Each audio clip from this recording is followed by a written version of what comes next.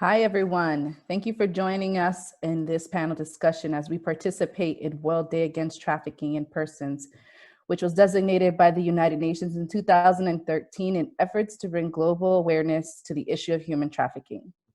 Today, this is our second episode that we are hosting live on Facebook, and we are grateful for all of you who have joined our previous panel discussion and have returned to watch this one. And for those that are watching this for the first time, go make sure you check out our first video with great panelists from our morning session.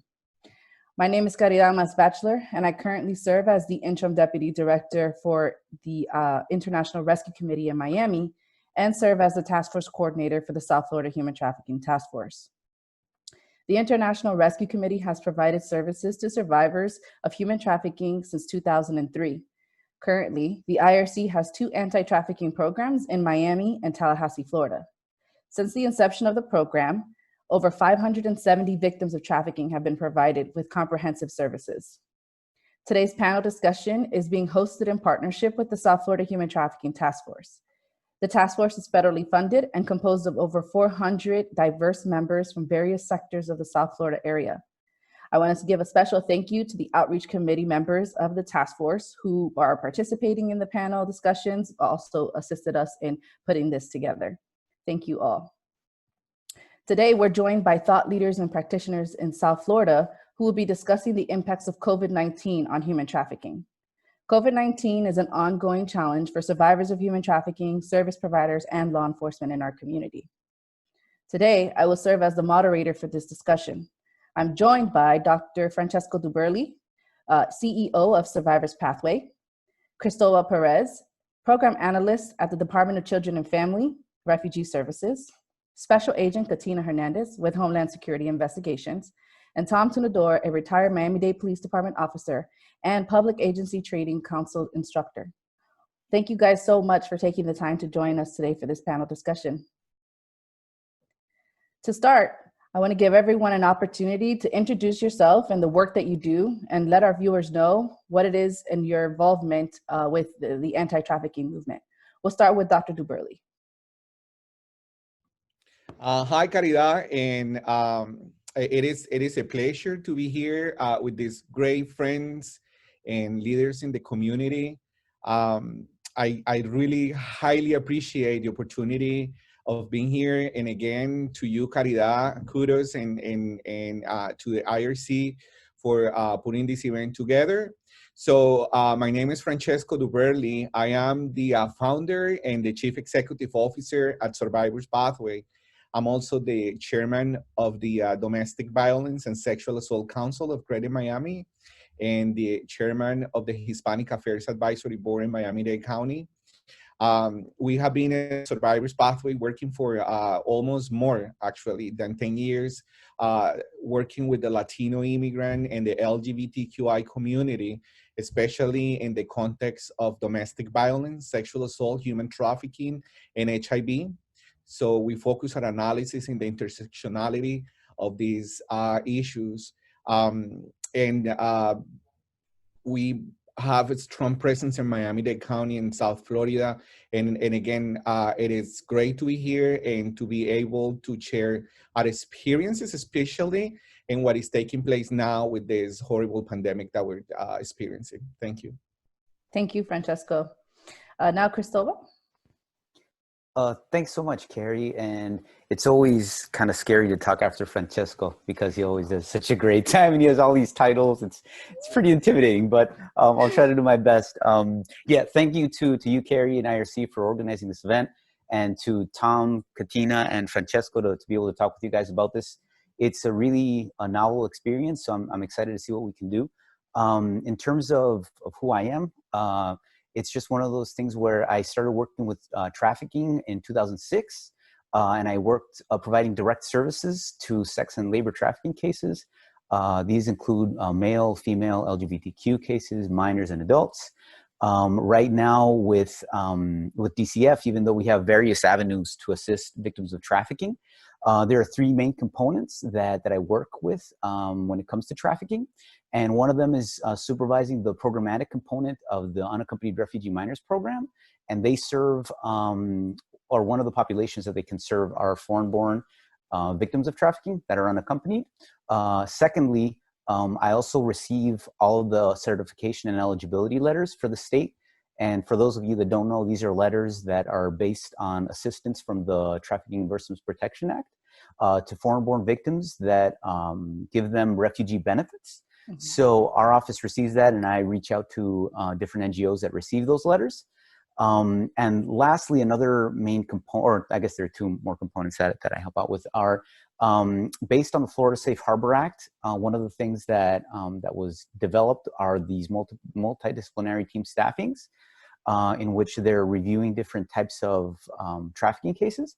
And I normally get called into the foreign-born cases, as well as the labor and sex trafficking cases that are needed, but mainly labor throughout the state.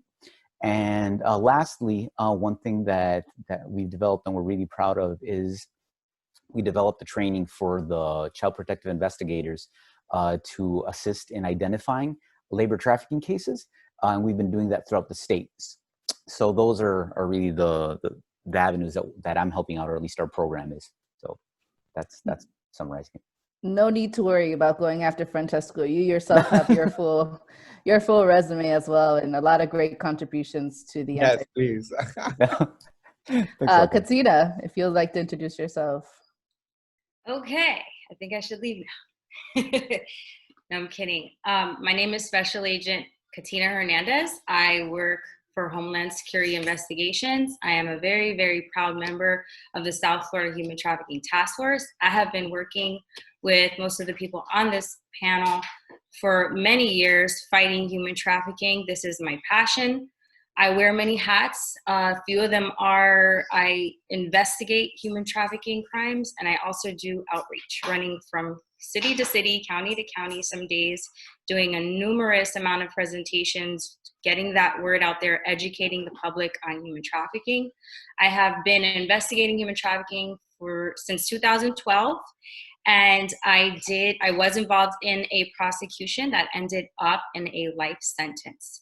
And it is my plan and hopes to continue investigating human trafficking for the rest of my career. Thank you, Carrie, and everybody else on the panel. I am so happy to be here and so happy to discuss this information with you guys. Thank you, Katina. I mean, these resumes, guys, impressive. Last but definitely not least, Tom, would you introduce yourself to the viewers? Sure. So it's an honor to be here today with everyone, with all of you, and it's really hard to follow all of those resumes. A lot of good jobs done by everyone here, and like Katina said, I've worked with most of you here on the panel today. So I served 30 years with Miami-Dade Police. 8 of those years I worked in the organized crime section, narcotics, human trafficking investigations. We did a lot of wonderful investigations where we were able to help a lot of victims. Like I said, I'm honored to be here today. And even after I retired last November, I still continue to be on the task force, on the outreach and training committee.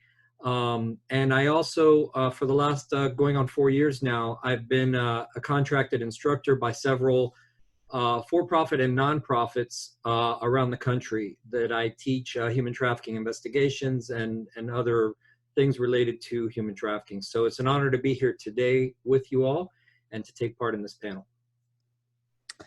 Thank you all. And thank you for your introductions and for the work that you guys are doing on a daily basis. For those of us that do the work, we know that it can be challenging at times. And now we are here to talk about that extra layer of challenge that we have with the pandemic, the COVID-19.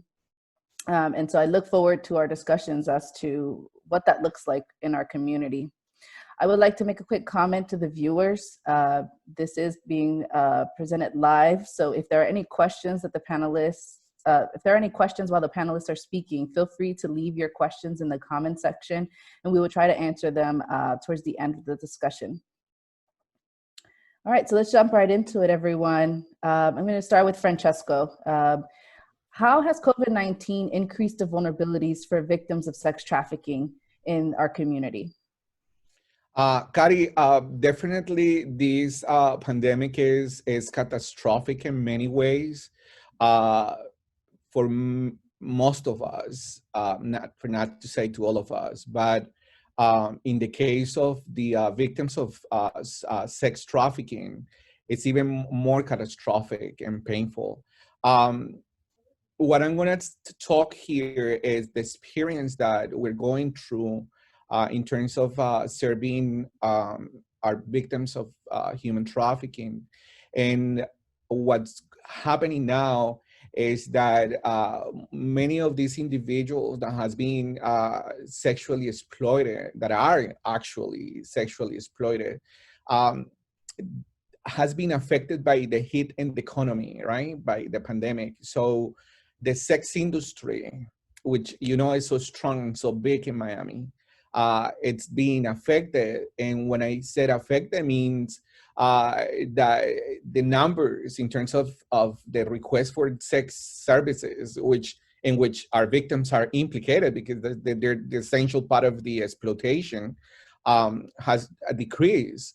And so that what we're seeing is the pimps and those aggressors, those that exploit people, getting in desperation and placing the victims in circumstances in places in which they're actually in a higher risk of acquiring, of getting infected with COVID-19. So what we're seeing now is that the victims of human trafficking are currently looking for desperately clients pushed by the perpetrators, by the pimps, decreasing the amount, the fees that they used to charge for sex within the sex industry. And we know that in this time, which is a very delicate moment, right? The person that is actually seeking to buy sex is a person that per se is already highly exposed, for not to say that might already being infected with COVID-19. And what we're seeing is that our victims of sex trafficking are still on the streets and the sex apps looking for clients pushed by those perpetrators, by the pimps, to sell their bodies in this very catastrophic moment in our time. So it is sad to see that meanwhile, maybe of us were very fortunate and privileged of having the opportunity to work from home and take extreme measures in terms of taking care of our health. In the other side, we have those that are being sold on our streets, increasing the exposure to these biters, having sex in any place and with whoever, trying to collect that money that they know they need to fulfill the needs of the pimp. And that makes it very tragic. We also have seen that many of those that were victimized, that were sexually exploited here in Miami, are moving to other areas in the state of Florida and in United States, looking for places where they can make so much money or more money within the context of the sexual exploitation. And that is very sad. Yeah. You were going to say something, Caridad? No? Go ahead. Okay. So that's, I guess that in that context, it's something that we have seen that is very sad. We have seen also, for instance, that sex parties are still taking place. And the apps where the sex trafficking take place are still going on. And we know that many individuals that are which are affected, victimized, are being taken to those sex parties to be sold in those places in this time. So I guess I don't even need to say or to emphasize the risk in which these individuals are placed in this moment. And it's everything because of the survival needs that they have, and because the push and the pressure that in this moment is even higher from the PIMS. Now, other component that we're seeing in terms of the effect of COVID-19 at this moment is access to services, which is becoming very, very delicate. Because before, those that were actually in the more detrimental moment of the victimization were able to join our places, to come to our places and create different ways of communication. Now, because we basically, most of the organizations, we have moved our services to virtual, are placing different challenges on the victims and in the centers. Accessing now services, counseling, advocacy, healthcare requires these individuals to join through electronic devices that in most of the cases are controlled by the perpetrators, by the PIMS, making the victim much, much vulnerable than even before, and placing us as organizations in this very complex time in which we need even to take extra resources to guarantee that we are not placing those victims even in a higher risk as to be killed. Right. No, and I think that you bring up a lot of great points that, you know, I don't think that unless you're in the realm of doing the work with anti-trafficking, right, you would think of being realities within our community during this time. And the reality of it is, right, that these vulnerabilities or experiences that you're describing, anyone could be vulnerable to, right? And so we're happy to create this space. We understand that sometimes the context of what we're talking about may not, some individuals may not feel comfortable talking about it, but at the end of the day, it's creating those spaces to educate our community about what's happening. So thank you so much, Francesco, for that response. Cristobal, since COVID-19, has there been an impact on the number of human trafficking cases received by the Department of Children and Family? Okay, and thanks. And Francesco, great response too. I'm going to touch on a couple of those comments as well. So, but even before, so basically a lot of the information that we've been seeing right now is a lot of hearsay. Mm-hmm. I don't actually have specific data from the department, but what I can say is that I have heard from different people that cases in general have remained the same. And that is concerning, of course. And as Francesco is saying, there are still a lot of moments for exploitation.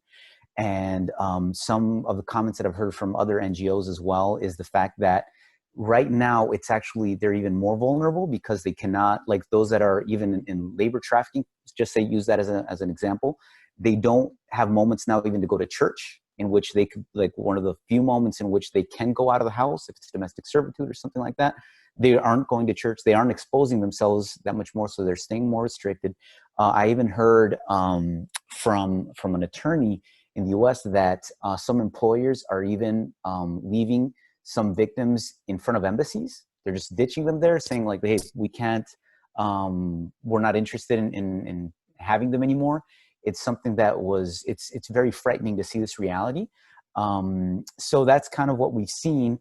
And actually, if you wouldn't mind, I'm going to read something because I want to start in the macro level as to what's being seen globally, and then what we're seeing. And I'll give you a case example here in Florida as when it comes to COVID.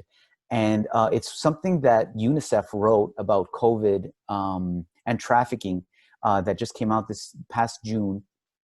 And basically here, I'll just read their statement. It says, the last 2 decades have been significant strides in the fight against child labor. Child labor, again, that is related to trafficking. But the COVID-19 pandemic poses very real risks to backtracking. Positive trends may falter and child labor may worsen, especially in places where it has remained resistant to change. These risks require urgent action to prevent and mitigate the tolls the pandemic takes on children and their families. The full impact and length of the crisis and how different people will fare remain uncertain, but some of the fallout is already obvious. The pandemic has increased economic insecurity, profoundly disrupted supply chains, and halted manufacturing. Tightening credit is constraining financial markets in many countries. Public budgets are straining to keep up. When these and other factors result in losses in household income, expectations that children contribute financially can intensify. More children can be forced into exploitive and hazardous jobs. Those already working may do so for longer hours or under worsening conditions. Gender inequalities may grow, more acute with families, with girls expecting to perform additional household chores and agricultural work. And lastly, temporary school closures may exacerbate these tendencies as households look for new ways to allocate children's time. So that's at the macro level what UNICEF is saying can potentially be of concern to us, which I would tend to agree with what they're saying. When it comes to cases here in Florida, I want to give an example of a case that concerned me, in which it has a lot of components that I think are worth addressing, and I think Francesco talked about some when it comes to services that are challenging to get nowadays, and that includes. So this is an example of a potential trafficking case in which it's an undocumented minor that was pregnant, and while she was giving birth, she got the COVID test, and she came out positive. So the question there is, okay, so you have to find not only housing for a pregnant minor, but also now somebody that came up positive with COVID in an area that doesn't speak a lot of Spanish. And so if there are already challenges finding foster homes with that can take on these types of cases, let alone now with COVID-19 coming around, what happens with group homes that might be at capacity? And then the question also comes up now, what's in the best interest of the minor? Should she go back home to any relatives that are back at home? And then the question is, okay, what happens with the embassies? Some embassies don't allow flights going back to the country. The airports are closed. Like it's this huge, like if you go into it, it's a vortex of problems, you know, when you start reading it. And so that's just some of the challenges that we're seeing when it comes to COVID. And so I'm sorry if I kind of went off there, but I just wanted to describe at the different levels, you know, that we're seeing. At all. I think that it's important to have that context. And we talked about this briefly in the earlier panel discussion, right? The need of foster parents in our community that can understand the specific needs of youth that are victims of human trafficking, the access to resources that are so limited right now. And oftentimes it's not that they're not available, but people in the community don't know how to access them. And so we hope that outreach and training activities like this that we're putting together can continue to be a source of informing our community of all that is available. So I appreciate your response, Chris. Katina, how has telework due to COVID-19 impacted your work as a federal law enforcement officer? Okay, well, the first thing, I am working from home, but I am still responding. And honestly, we have been receiving, I feel, more calls than usual because there are different types of calls. First of all, more calls with children because children are not in school.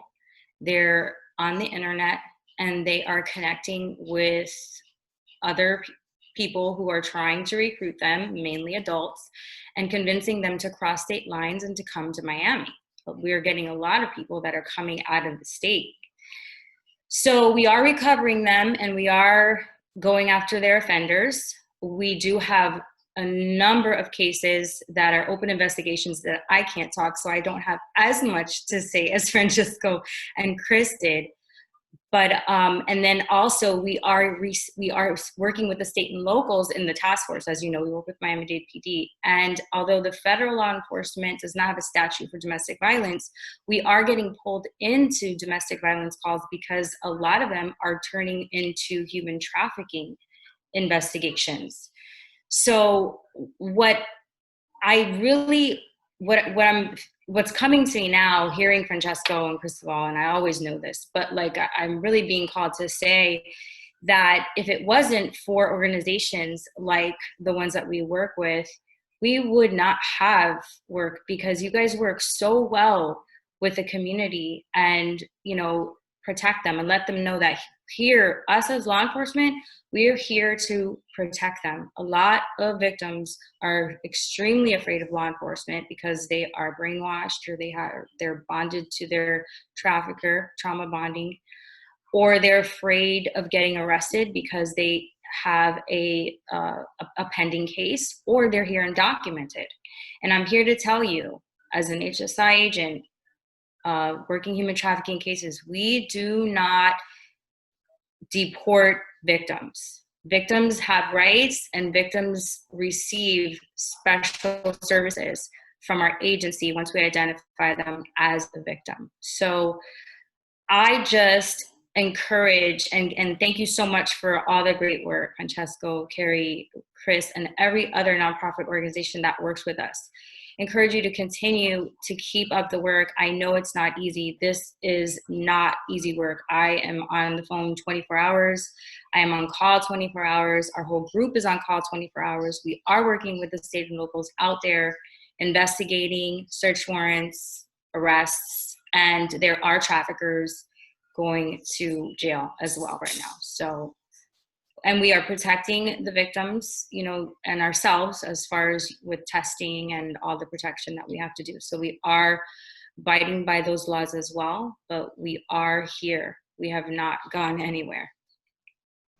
Thank you, Katina. And I think that's one of the great things about our task force and the ability to put together events like this, where we can create a space where we're bringing the community and law enforcement together to share in a conversation, to express that it's a challenge for all layers that a survivor may come into contact with. So we appreciate you taking the time to give us insight as to the work that you all are doing, especially as a federal law enforcement officer. So thank you.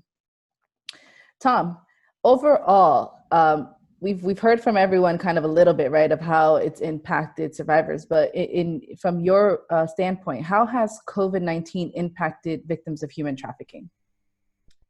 So before I get to that question, I took a few notes as everybody else was talking, and I want to kind of touch, because everything that they've touched on is, I thought, very relevant, and some of the things that were talked about, especially by Francesco and by Cristobal, were devastating when you hear these things and you hear some of these stories. So, and Katina as well, with the DV stories and how they play into human trafficking cases. And that's always been the case, even going way back to 2008 when I started, 2007, 2008, when I started working these cases.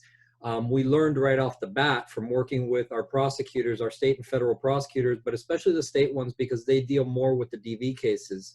And I think Katina brought up a very, very good point that a lot of times when we were screening these cases and when we started the task force with the state attorney's office, they found that the prosecutors they had screening these cases or were screening DV cases, a lot of our human trafficking cases were coming from domestic violence cases, because you realize that these victims are already in relationships, and then they establish other relationships with other victims or their pimps, their exploiters. And so domestic violence arises from these situations. Now, going back to what Francesco said and what Chris said, we were already facing challenging obstacles just in the human trafficking realm of things that were going on. And then now COVID has actually added another obstacle and another dynamic to these cases. And I think that it's become more challenging. It's become more of an obstacle with a lot of us working from home, not being out there in the field, not being in contact so much with the community, and especially as caregivers, as social workers, as NGOs, as law enforcement. We have a unique dynamic here in South Florida where we all work together, and it works very well because of the way we do things, and we all work together and we communicate with the task force and NGOs, which I've noticed that in some parts of the country, it's not like that. And I try and teach that dynamic. But that, like Cristobal, I think, touched on, and Francesco touched on, the obstacles that are happening right now because of COVID and because of the children not being in school, which, I mean, they wouldn't be in school right now anyway because of summer, but they haven't been in school for a while. So the fact that they're at home, they're spending more time at home, they're spending more time on the internet, like Katina touched on. The foster care obstacles with cases like the one that Chris touched on, I think has presented a lot of different obstacles that we're not used to dealing with. And I think that it's incumbent upon us to try and work those obstacles out. But it is challenging because I know from, and I'm sure Katina's experiencing this on the federal level, but on a local level, when I talk to my colleagues that are still working, they're being assigned different tasks because of COVID. And so they're stretched pretty thin. Not to say that they're still not responding, because like Katina talked about, they are responding to situations as need be, but then on top of that, they're being assigned other tasks because of COVID. So that has presented a different challenge to law enforcement as well, because they're being assigned different tasks because of the virus that they're having to deal with. And then on top of that, they have to work out their assignments that they're normally doing, like investigating human trafficking cases. I know that from speaking with Sergeant Quintas a couple of months ago, he told me that they were extremely busy, and that they're actually working more, even though they're doing these other tasks, but the human trafficking cases haven't stopped. And I know that I've attended this week several webinars, several things where yesterday I was on one with the National Center for Missing and Exploited Children, and they've seen an increase of 91% this year, just in half the year. They've seen an increase in 91%. And while you look at that, and some of those cases, once they're investigated, they may not end up being human trafficking cases, but it's still an increase of that 91%. So you have to figure that at least half or more than half of those are going to be actual cases that are going to be worked. So I think that, like I said, it presents new and different obstacles that we're not used to dealing with. And I, like I said, hearing from Francesco and Chris and Katina, some of these obstacles and some of these cases are very devastating, because it presents instances and situations that find it very, very difficult to find housing and to find resources for these victims. Yeah, and that's the point that why we wanted this second panel discussion to be on the impact of COVID, because we understand that, as we've said already, it's an additional layer to the obstacles that this particular niche of vulnerable people already had their own obstacles. And now we add COVID-19 and how that limits resources and how that limits our ability to interact directly with them, and create this space to have the conversation. And as all of you know, who you all are members of our task force, that's why through our committees, we're making it a point to make it a focus of how we can continue to be impactful in our communities. And that is making sure our task force members know what resources are available, how to access them. And so we're all doing right as much as we can, considering remote work and limited, with social distancing. So I appreciate all of you and your responses. Francesco, I'm going to go back to you. In your introduction, you mentioned working with what often would be called, categorized as the marginalized communities. How is COVID-19 increasing victims from these marginalized communities' vulnerability to be infected with HIV and AIDS? Thank you, Caridad. And I think that it is very important to understand human trafficking from the core of its complexities, right? And understand that sex trafficking, it's not just about the component of the sexual exploitation, but there's so many other issues that take place in the crime, and that makes the individual highly vulnerable to get exploited. And in terms of healthcare, one of the biggest that we have seen, the biggest impact is the correlation with the infection of HIV and AIDS. Let me put in context for the audience, right? So what I'm talking about. Miami-Dade County, unfortunately, is the #1 county in the nation, leading the statistics and new numbers of infections of HIV in the nation. Now, when you analyze those statistics, those statistics are telling us that those that are getting infected, those new infections are being led by Latinos, and especially by the gay and trans and MSM males that have sex with other male communities. And if you extrapolate, or if you kind of compare these statistics with the fact that in Miami-Dade County, we're the #1 in the state of Florida for human trafficking and the #3 in the nation for human trafficking, I think that then we can start making a very interesting analysis of the intersectionality among those two issues. And since HIV, this infection is an infection that actually takes place in the context of sexuality, so now we know that those that are being sexually exploited are much more in a higher risk of getting infected with HIV.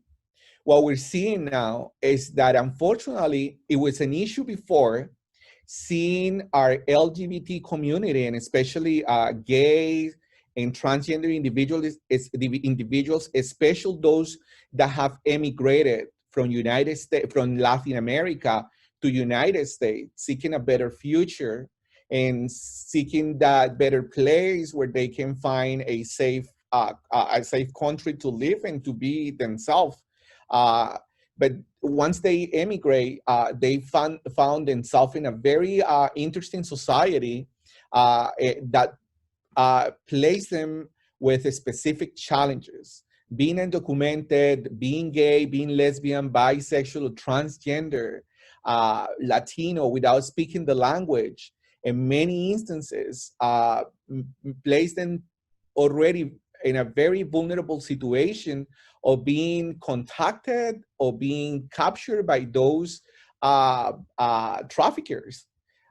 In Miami-Dade County, it's unfortunately the great example of vulnerability, because Miami has this huge touristic industry, which comes along with the sex industry, which is huge. And you have these individuals that they've been running away from countries because they were gay, because they were mistreated and violated for being gay or being trans. And now they flee to United States. They arrive to Miami, and what they encounter, it's a very particular instances and circumstances, right? This is before the pandemic. Now we have the pandemic in place, where finding a job, it's very complicated because we have these huge unemployment rates, and with the tourism industry, it's closing down, and these people are in desperation, and that desperation is what makes them extremely, extremely vulnerable to now be 100% much more vulnerable to get recruited by traffickers, and for them to be much more eager out of the fear to say yes. Now, even talking about, and this is something that we're seeing here, and I'm coming back to where Tom and Katina were saying, of those intersecting issues of different crimes. We are seeing an increase in cases of domestic violence, that when we attend those cases and when we analyze those cases, what we're seeing is the underlying cases of sex trafficking. But what we're seeing as well is that those that are from the LGBT community, that are undocumented, that they don't have the language and they don't have the tools because they just arrived, have the tendency of being in total fear of accessing justice. Because if we already here have already issues, as Katrina was saying, of understanding that justice is here to help us, imagine those that are coming from countries where the establishment and justice were those that perpetrate crimes against them. And that's why they flee to this country. So now they're in places where they're living with the perpetrator, living with the trafficker, who promised them to give them a better life and to give them access to their documentation in this country. And now they're totally afraid because they've been sold, because they've been perpetrated, because they've been violated, because there's so many issues, and they don't know what to do and to whom to trust in a moment where you are basically in a very critical situation, because it's either you stay with the perpetrator and you have a shelter and food, Or you leave the perpetrator, and what are you going to encounter? What are you encountering? Nothing. Because unfortunately, we're very poor in resources. Finding a shelter, it's very complicated. Finding a stable housing is a challenge. Our organizations are very poor in many ways. So if you see it from that perspective, what we're seeing is communities that are highly marginalized, that sometimes we don't think that the challenges are even higher for those that are already from here. And that we're seeing it now in desperation, looking for places, looking for some type of help. And in most of the cases, domestic violence is the way of getting into this. But at the same time, HIV becomes also a challenge, especially for those that already are infected with the virus, because they were infected in their countries. And actually one of the reasons they came to the United States was seeking to the possibility of have a life. Because today we know that you can live healthy with HIV, but you need access to healthcare. You need access to medication. And we know that those that are already living with HIV, that keep it in silence, that are being trafficked, are being placed in this very critical situation with the traffickers in total control of the access to healthcare and medication. And when we talk about control over healthcare and medication and HIV, we're talking about a case of death and life, because that's what makes the difference. Not to say that if we know today that if the person is it's in retroviral treatment, that means that the viral load is going to zero almost. That person is not going to infect others.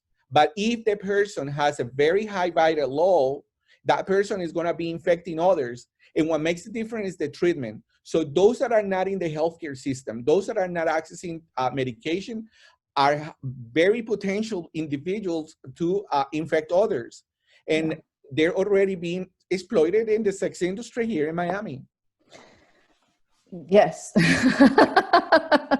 I will put a plug, because I think that this is such a complex conversation, and we've had this before, Francesco. So I'll put the plug. You know, a lot of the things that Francesco is sharing with us today, he's already shared with us in our podcast that the South Florida Human Trafficking Task Force has. And he goes much more in depth in just the context and the details, and fully understanding the intersectionality between COVID-19 and survivors that may have HIV or AIDS. And so I would highly suggest, if you're interested in learning more about the in-depth conversation that Francesco is having with us at this time, check that out. Francesco, I think you touch on so many points, and I'll let the other panelists kind of address those, that, you know, either we know it as a community and we don't address it, or maybe as a community we're not aware of it. And hopefully this conversation will bring light to some of that. I know that it has brought the podcast, you airing the podcast with us, brought attention to this same conversation. So thank you very much. No, thank you, Caridad. And I know these matters are complex, and this is not, we don't have the time, but at least I hope that your audience, this conversation might lead them to wanting to know more. Right. And to investigate more and to take more this in consideration. So thank you. Of course. So on the same topic, Chris, talking about the migrant community, how has the migrant community been impacted by COVID-19? So basically just a general comment that I wanted to add to is, I earlier was mentioning about domestic servants, and they might not have a lot of access to go out of the house right now. But another community that I wanted to highlight right now was one that isn't not necessarily in South Florida, but well, I guess in Homestead, as well as in Immokalee, which is the agricultural field workers, as well as other areas throughout the state. But I wanted to talk about Immokalee a little bit and highlight how they've been impacted throughout this. And for those of you, the viewers or the audience that is participating or that's viewing this right now, and they don't know where Immokalee is, it's in near Collier County, near Naples, Florida. And so if you're going from, say, Miami, you can, and you're driving towards Naples, you will cross by it if you're going through Alligator Alley, I believe it is. Mm-hmm. And so that area right there, they actually have the majority of the winter tomatoes. They grow them there for the U.S. And that's what had been harvesting right now. And many of the agricultural workers there live in crowded housing, and they were actually considered essential workers because of the agricultural component and food they needed to continue providing, right?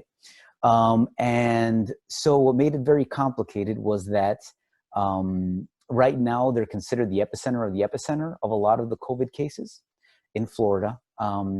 And workers can't necessarily afford to take off because they need to continue providing, right? So they don't have sick leave, they have pressure to work.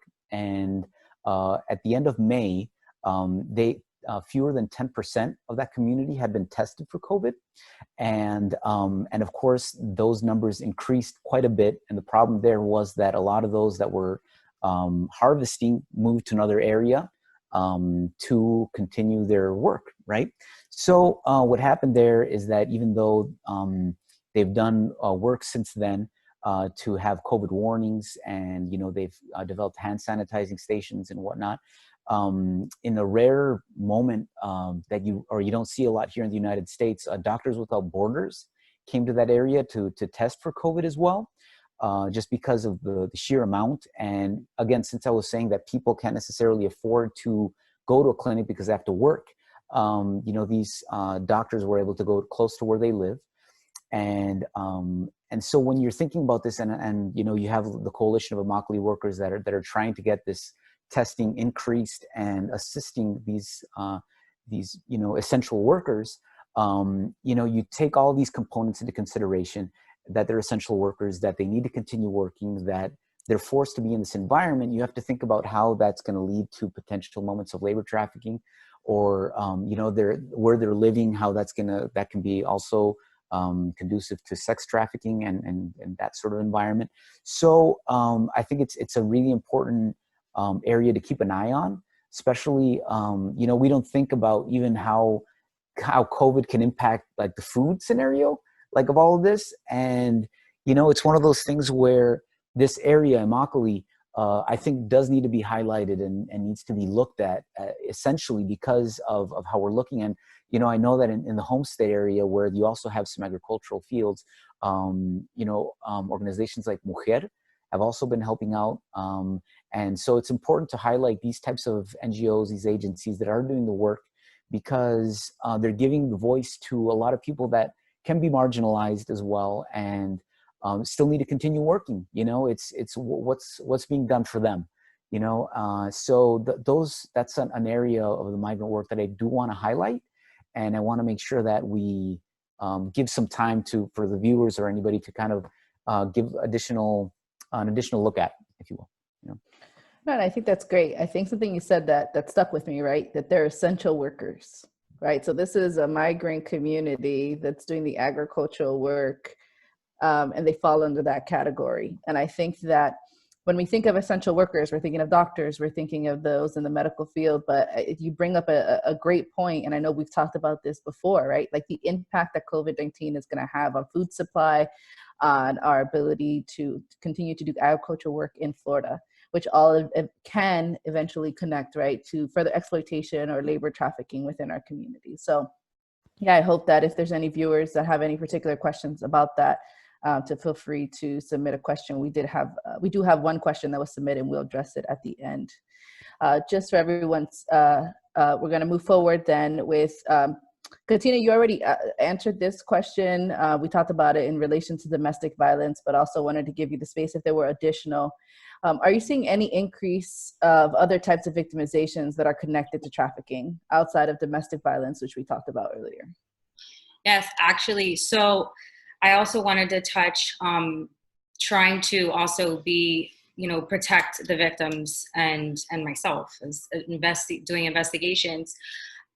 We are seeing ID theft and ID fraud, because these minors are, and it's really sad, you guys. I'm going to get passionate here because, like Francesco said, I've worked with the gay community.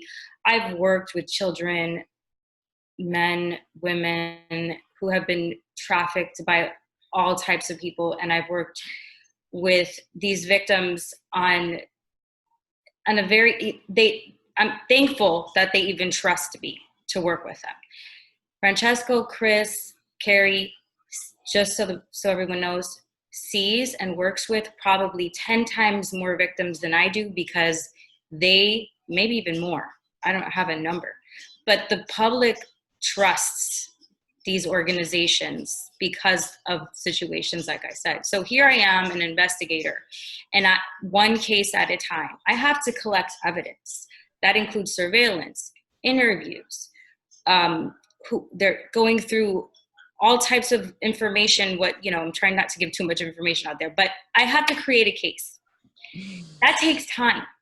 Each case takes time. Meeting with the prosecutor, meeting with witnesses, going out to hotels to, collect evidence and information and subpoenaing. That's one case. We're inundated. We have about 8 agents in our group right now. And then we have an agent in Fort Lauderdale. I'm out of Miami, and we have a group in Fort Lauderdale. And then we work with the task force. And if it wasn't for you guys to find shelter, find food, find services, their mental health, their physical health, for these victims, to keep them intact until we can get justice for them. And a case in the federal world could take 4 months to 2 to 6 years. I've had some cases that are not that long, and then I've had cases that I'm still working since I started my career. So I just wanted everybody to know how important you guys are. I've received awards. I do get, really good recognition, but honestly, it's not me. It's the victims who come forward and tell their story and fight for themselves. And it's you guys who care for those victims, who answer those calls. I do as well, like I said, but it takes such a team and such a community to work these cases and to listen to these stories. We're not telling you details of the stories that we listen to. What we listen to and the information that we're writing down to write a report or to testify is deep, graphic, sad information that it's not table talk. It's not something that we could you have to be emotionally prepared. So it's not just that. We have to also take care of ourselves to be able to be available emotionally for these victims. And yes, there are all types of avenues that come out of these cases. I have had more minors than in my whole career now, because we are, being called to help out more with the minors. There was, FBI was working with more domestic minors. Now HSI is working with domestic and international. And I've had a minor tell me, well, if I give sex away for free, I might as well charge it. And it breaks my heart because of these situations and the times right now, the jobs. Think about an adult has been laid off and they're taking these jobs in fast food places or supermarkets or wherever they're essential, where teenagers usually work. So these kids have no money. And a lot of them, if they're in foster care and if they feel as if they're unwanted and unloved in their home, they run out. They don't care. They do what they need to do for money. And if it includes stealing an ID or getting a fake ID because they want to get a hotel to traffic themselves out, or hanging out with an older male or female to get them a room, rent them a car, take them places so they can sell their bodies for sex.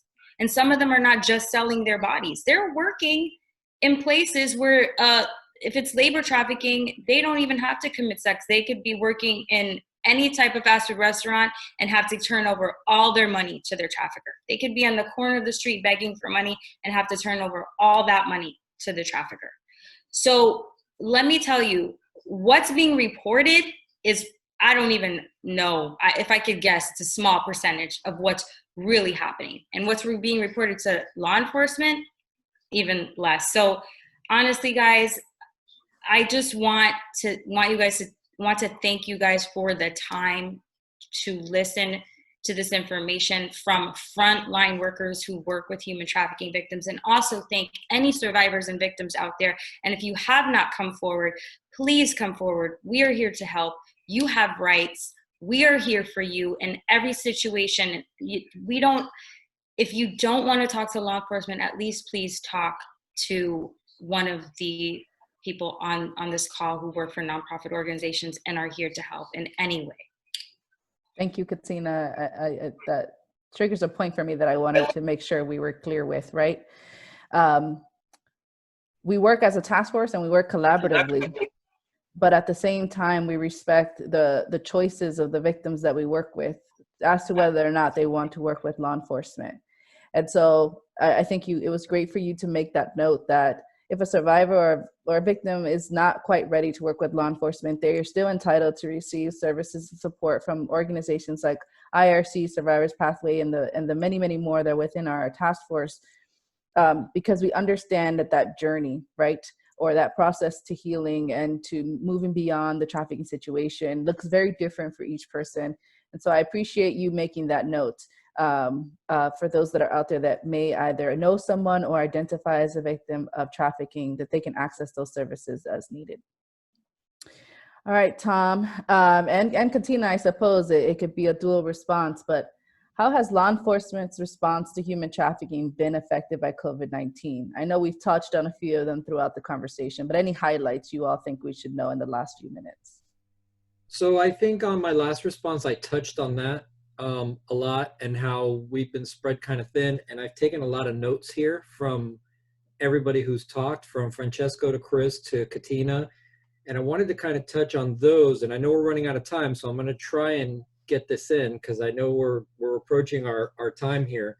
One of the things that I wanted to talk about the last time, and I kind of left it off, but I had put it down, here's my notes.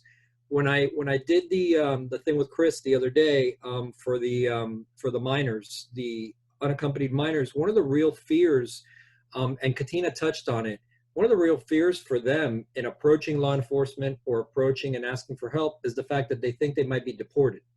And that is a real fear. And I know that Katina touched on that.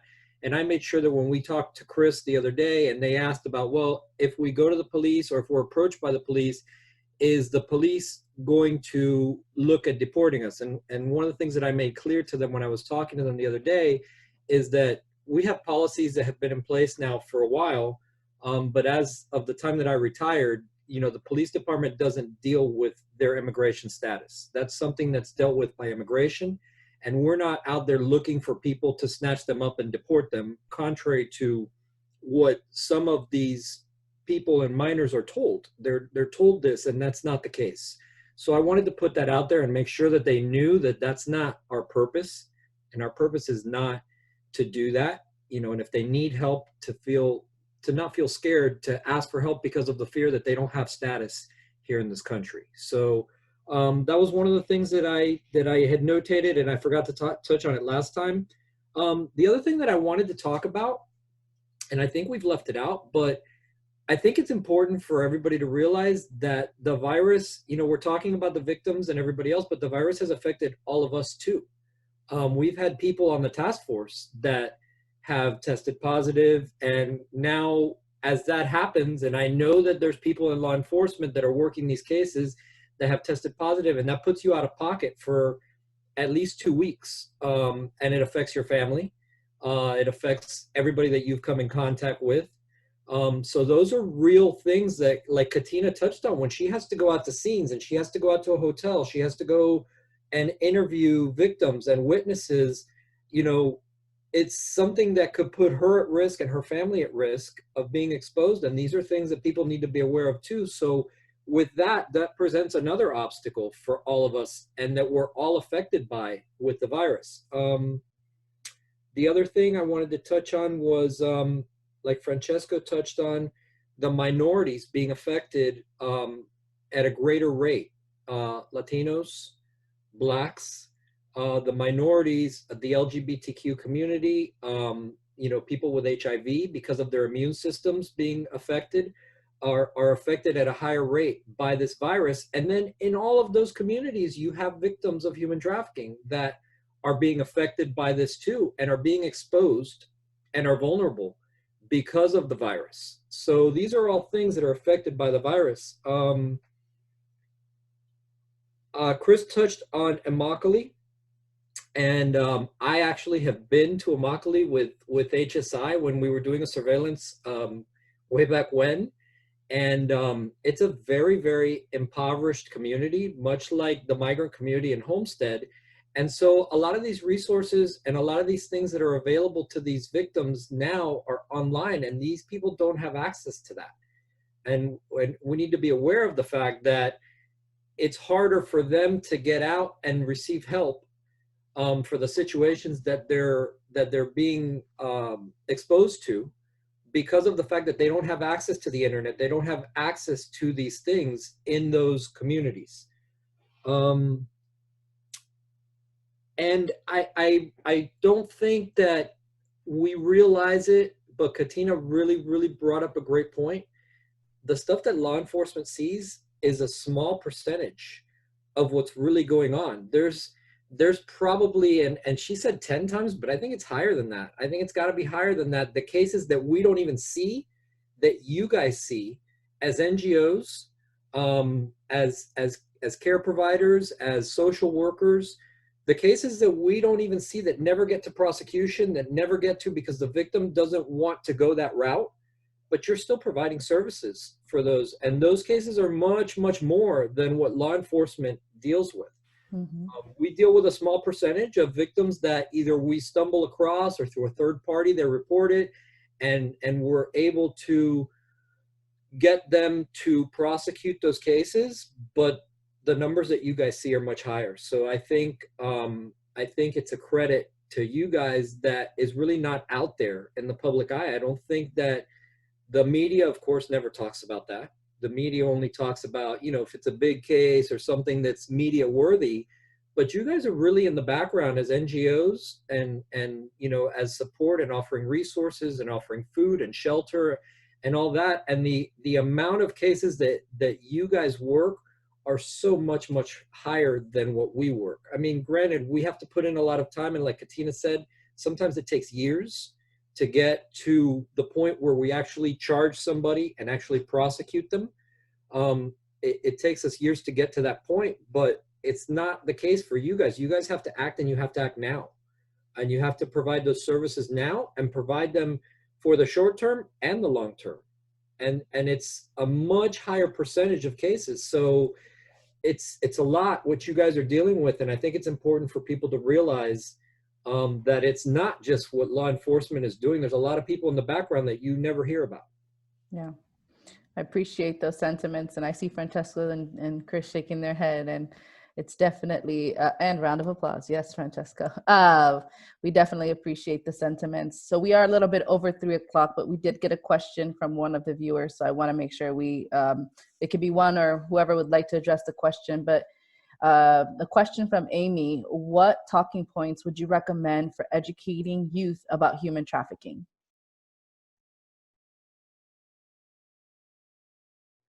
So I can touch on that a little bit. And the webinar that I just watched, actually right before I was on this panel, Jane Anderson actually touched on that. She was a prosecutor here.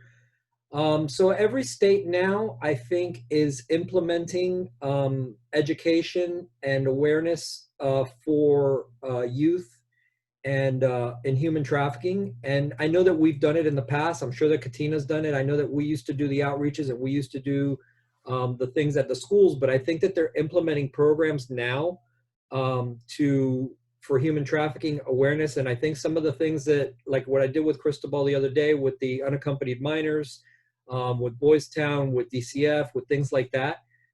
I think those topics, I think it's important for us to get at a very early age, at least human trafficking awareness into the schools and to the kids, and to get them access to that awareness training at a very early age, so that when it does, or if it does happen to them, they know what's happening and they're able to report it and able to not become a victim of it. Hopefully that answers the question, and maybe Katina or somebody else can expand on that. Well, I have gone to schools. I've even gone to, I think as low as 6th grade, where, you know, we use these terms that we're all familiar using: human trafficking, modern day slavery, labor trafficking. So what I find that a victim, most of the victims, especially children, they don't realize they're victims because they've been sexually abused, or maybe their parents have been trafficking them since they were young. So basically what this is when you are having sex with someone and you don't want to, and there's a money exchange, even if you're under 18 and you want to do it, there's a money exchange. That's commercial sex. That is human trafficking. So basically we have to go back to the basics and just explain it like that. If you are working in any way, shape, or form, whether it's sex, labor, and you're handing all or most of your money over to someone else, you do not have access to those funds, that is human trafficking. And that can maybe, you know, open up a light. And then there's also something I touch on, our gut instincts. No matter what we're going through in life, whether we're a victim or whether we're witnessing something happening, there's something that happens in our stomach. There's a liquid that releases from our brain to our stomach, gives us an upset stomach, and we feel that gut feeling. So to me, whenever I tell a child, when you feel that way, if you can escape, if you can tell an adult, tell a teacher, tell a friend, text somebody if you can't verbally speak to them. Or if you're someone witnessing, call us, call the national tip line that I'm sure Carrie's gonna give, right? We have call 911, call somebody. See something, say something. When you feel that gut feeling, whether it's trafficking or not, we're gonna look into it. And you know what? Good if it's not, but if it is, you've saved a life. You could, and if it's happening to you, you've saved your life and your future. Thank you. I think. Carrie, can I add just one thing about Sure. that? I don't know in what county Amy's living in, but what I would encourage her is that every county has different task forces or groups that are working with schools and have different initiatives, because each county might have a different avenue to work with schools. So I would encourage her to work with her specific county, inform herself which working group or which task force is involved with human trafficking, and see how their initiative can be worked with what her idea is, and see what avenues that can lead to, you know? So I think that's just one thing that I'd address as well. You took the words right out of exactly what I was going to say. And to reference the National Human Trafficking Hotline that Katina mentioned, the number is 1-888-373-7888. And that's the National Human Trafficking Hotline. And you can make any reports. If you believe that if it's human trafficking, you can go ahead and make that report. If you believe or identify yourself as a victim of human trafficking, you can also access the hotline to be connected with resources specific for survivors of human trafficking in the areas that you reside in. I can't thank you guys enough. This has been an amazing conversation. I think it's hopefully been thought-provoking to the viewers. I know we all internally have had these conversations, but every time I hear them, it just makes me want to think of another idea. So get ready, guys. But I appreciate you taking the time. I know we went a little bit over, but it was important for us to finish this dialogue. So thank you all for your time.